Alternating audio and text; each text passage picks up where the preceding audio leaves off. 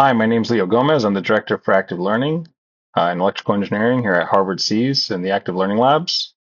Today, I'd like to talk about Curious Kits. These are kits or an initiative that I started out of the Active Learning Labs to support students in active learning in the realm of electrical engineering.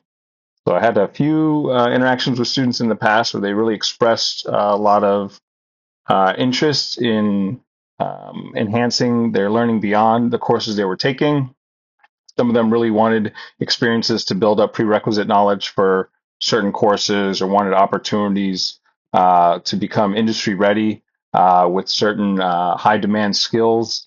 And so I really took that data, took that knowledge, and took that information to develop about five kits that targeted interests that students have expressed to me over the years to provide them with opportunities to grow and learn as engineers.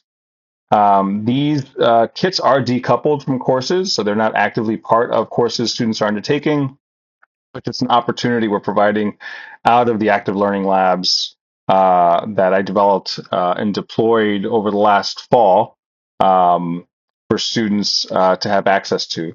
Undergraduate and graduate students are accessing these kits. I loan them out for 2 weeks, and if students are interested, I also have used generative AI to develop learning plans for them. Do a little bit of an assessment on the front end to understand where they are as learners, to sort of define a starting point, and then understand in conversation with them what their intended outcomes are, so that we can then fill the gap in between to getting them from where they start to where they want to be as engineers.